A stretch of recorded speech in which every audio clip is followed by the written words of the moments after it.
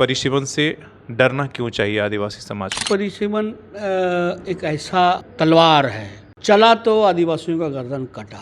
फिर डिलिस्टिंग को लेकर क्या तो यदि देश का संविधान बदल देगा कि धर्म के आधार पर रिजर्वेशन देना है, तब फिर उसका कुछ फायदा होगा, नहीं तो कोई फायदा। रमेश हांसदा, परिसीमन के जो अभी खतरा है उसको देखते हुए अपने स्टैंड आपने चेंज कर लिया। वो संविधान कहता है कि रिजर्वेशन जाति से देंगे हम, तो फिर हमको संविधान में उस जाति और धर्म में भेद करना होगा, क्योंकि एक चीज बात बहुत क्लियर बात है, तो ये तो इसको तो हम और आप नहीं बदल सकते हैं ना, जाति तो हम और आप नहीं चेंज कर सकते। आपके लिए पार्टी लाइन और आपको अपना सामाजिक लाइन दोनों में बड़ा अंतर होगा। सरना सनातन नारे लग रहे हैं कि भाई एक है, आदिवासी मानेंगे ना कि अलग धर्म है उनका, अलग आदिवासी, वो भी आदिवासी है। अब इस दुनिया में हजारों टाइप के आदिवासी है, इस देश में 600 से ज़्यादा आदिवासी है। आप किसी को तो नहीं बोलेगा आप ये है आप वो है वो। जो भी इस मुद्दे पे बहस करते हैं कहीं न कहीं केवल राजनीतिक मामला है। नमस्कार, जोहार, सोशल संवाद में स्वागत है। मैं शशि भूषण। हमारे साथ बीजेपी और आदिवासी समाज के लीडर रमेश हांसदा जी हैं और मुद्दा एक बार फिर से आप देख रहे हैं कि झारखंड में फिर से आदिवासी मुद्दों को लेकर परिसीमन, डिलिस्टिंग और कई चीज़ें जो लेकर एक बार फिर से आवाज़ें उठने लगी है। कुछ लोग दिल्ली की यात्रा कर रहे हैं, कुछ यहाँ पर धरना प्रदर्शन कर रहे हैं और अलग अलग बातचीत हो रही है। फिर से इन्होंने आदिवासी सुरक्षा परिषद को लेकर एक बड़ी बुद्धिजीवियों की बैठक बुलाई है। सवाल यह है कि परिसीमन से डरना क्यों चाहिए आदिवासी समाज को, क्यों डर लग रहा है? परिसीमन से डरना इसलिए चाहिए कि परिसीमन एक ऐसा तलवार है, चला तो आदिवासियों का गर्दन कटा। राजनीतिक प्रतिनिधित्व ही समाप्त हो जाएगा झारखंड से। आज हम लोग गर्व करते हैं कि झारखंड में आदिवासी मुख्यमंत्री है, आदिवासी मुख्यमंत्री है। जब आदिवासियों की एमएलए की संख्या ही नहीं रहेगी तो आदिवासी मुख्यमंत्री का चीज़ का रहेगा, तो ऑटोमेटिकली आदिवासी प्रतिनिधित्व समाप्त हो जाएगा। इसका दोष किसका है? क्यों लग रहा है कि आदिवासियों की संख्या घट गया और उसके आधार पर अगर होगा परिसीमन तो उससे प्रतिनिधित्व कम हो जाएगा? क्या कारण वजह है? दोष किसी का नहीं है। दोष चूँकि देखिए, देश के संविधान जो कहता है कि कोई भी आदमी कहीं भी बस सकता है, तो लोग आके बसे। झारखंड इंडस्ट्री बेल्ट रहा है, पहले जब बिहार था तब से आवर्जन यहाँ चालू हुआ है। पूरे देश की आबादी झारखंड में आई, बड़े बड़े शहर बसे, शहर बढ़ता गया, बढ़ ही रहा है। तो उस अनुपात में आदिवासियों की संख्या नहीं बढ़ पा रही है। जिस अनुपात में बाहरी आबादी डंप हो रही है, उस अनुपात में आदिवासी की संख्या नहीं बढ़ रही है। तो आदिवासी प्रोपोर्शनेट, आनुपातिक रूप से जब आदिवासियों की संख्या घट रही है, तो भारतीय संविधान एक तरह कहता है कि हम आबादी के अनुसार रिजर्वेशन देंगे। तो हमारी आबादी तो अब घट चुकी है, अब यदि रिजर्वेशन, अब यदि फिर से परिसीमन लागू होगा तो आबादी के अनुसार सीटें का बंटवारा होगा। मान रहे हैं कि घुसपैठ, धर्मांतरण, तमाम ऐसी चीज़ें, तो क्या आप भी एक वजह मान रहे हैं कि आदिवासी जनसंख्या घटने के पीछे ये वजह धर्मांतरण या घुसपैठ रहा है? एक वजह तो वो भी है, उस पर इनकार नहीं किया जा सकता है। जिस तरीके से बाहरी आबादी का डंप होना, माने वो क्रॉस बॉर्डर जो ये हो रहा है, और दूसरा इंडस्ट्रियलाइजेशन।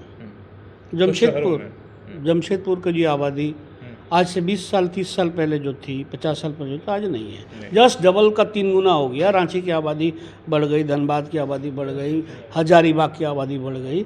तो ये आबादी तो झारखंड की आबादी पे काउंट होता है ना। केवल संथाल परगना को मैं देखने से आदिवासियों को तो नहीं, उसका काउंटिंग तो वहाँ नहीं गिनाएगा। संथाल परगना, छोटा नागपुर या जहाँ भी आदिवासी है, उनको झारखंड के परिप्रेक्ष्य में गिनेंगे आनुपातिक रूप से। परसेंटेज जब आदिवासी निकाला जाएगा तब तो नहीं कि संथाल परगना की आबादी वहाँ इतनी घट गई या छोटा नागपुर की आबादी में आदिवासी, ऐसी तो नहीं होंगी। वो तो पूरा राज्य के परिप्रेक्ष्य में गिना जाएगा कि इस राज्य में इतने आदिवासी हैं, इतने जनरल हैं, तो उस अनुपात में हमारा सीट का बंटवारा होगा। तो स्वाभाविक रूप से हमारी सीटें की संख्या घटेंगी तो नुकसान हम लोग को होगा। तो आप मानते हैं कि मतलब फिर परिसीमन किस आधार पर, और क्या इसका उपाय क्या मान रहे हैं? क्या किस, इसलिए कि परिसीमन तो हो गए ही, जबकि पूरे देश में ये हुए तो परिसीमन भी होगा, तो उसका आप लोग उपाय क्या मानते हैं? हमारा एक ही हमने जो चर्चा किया है और भी इस पर चर्चा करेंगे। कुछ लोगों का मानना है कि यदि झारखंड की सीटों की संख्या बढ़ जाएंगी तो आदिवासी सीट भी बढ़ेंगे, लेकिन इसमें एक सवाल है। हमने कुछ लोगों से चर्चा के बाद जो ये आई है, यदि आबादी के अनुसार सीटें बढ़ेंगी तो जनरल सीटों की संख्या तो ज़्यादा बढ़ेंगी, एकदम बढ़ेगी। 80 से मान लो 120 होता है, 120 होता है। तो आनुपातिक रूप से अब सीटों की संख्या तो जनरलों का बढ़ा, आदिवासियों का भी बढ़ेगा, तो उस अनुपात में जिस अनुपात में आज हम है तो चीज़ें तो वहीं का वहीं रह गई। डर है कि जो आप कह रहे हैं कि जो हमारा राजनीतिक प्रतिनिधित्व है वो खत्म हो जाएगा। हमारा कहना है कि आज 81 में 28 है, तो ये जो अनुपात है, ये जो रेशियो है, ये रेशियो बरकरार रहना चाहिए, ये रेशियो बरकरार रहना चाहिए। नहीं रहेगा तो नहीं रहेगा तो हमारे साथ अन्याय होगा, हमारा गर्दन काटा जा रहा है।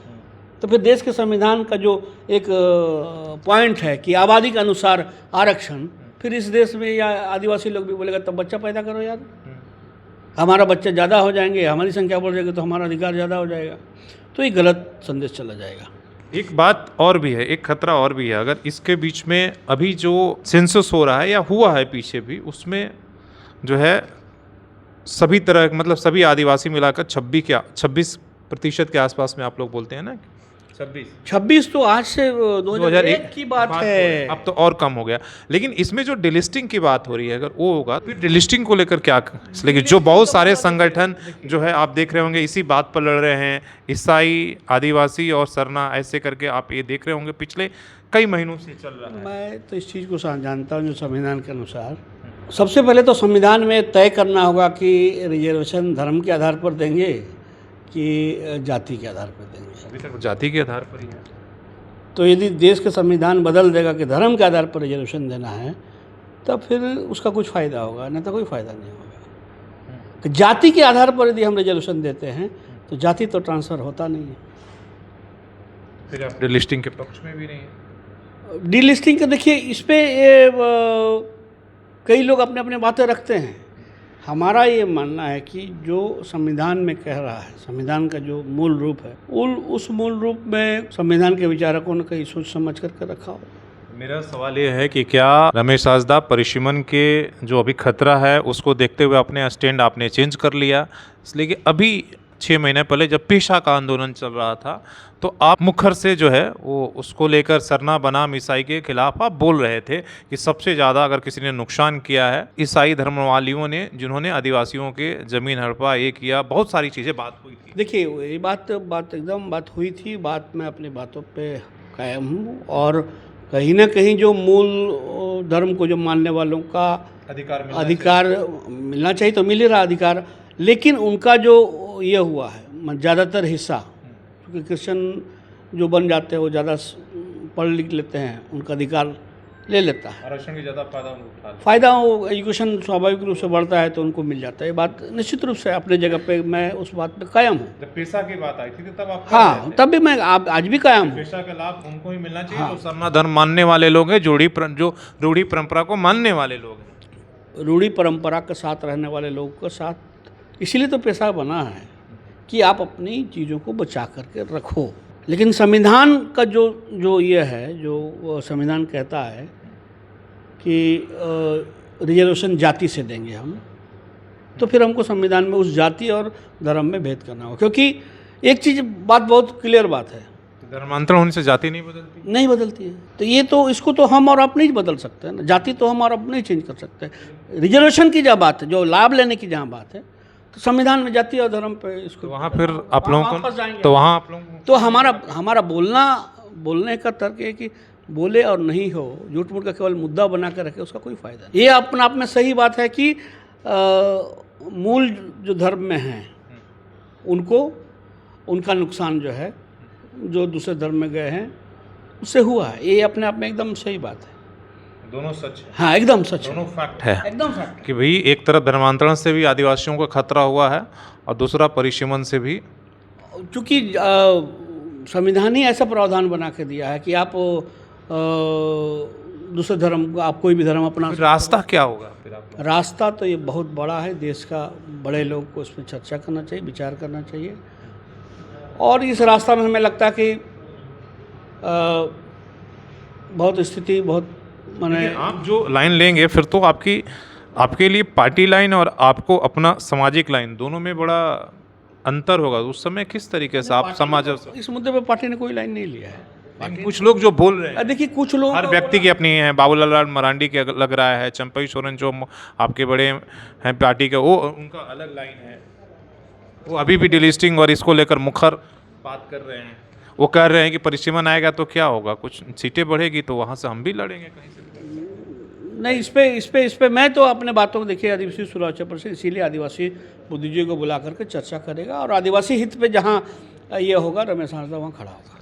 आप वो आदिवासी सुरक्षा के साथ खड़े, हित के साथ खड़े। मैं आदिवासी सुरक्षा के साथ नहीं, आदिवासी हित के साथ मैं खड़ा रहूँगा। एक सवाल और जिस पर ये हो रहा, सरना सनातन नारे लग रहे हैं कि भाई एक है, आप क्या मानते हैं, सरना सनातन एक है या अलग अलग? देखिए जिसको जो मानना है माने, इस पर मैं आदिवासी है क्या आपके हिसाब से? आदिवासी दुनिया के आदिवासियों का सबका अपना अपना अपना रिचुअल है, अपना अपना सब कुछ, और सबको अपना अपना चीज़ मानने का अधिकार है।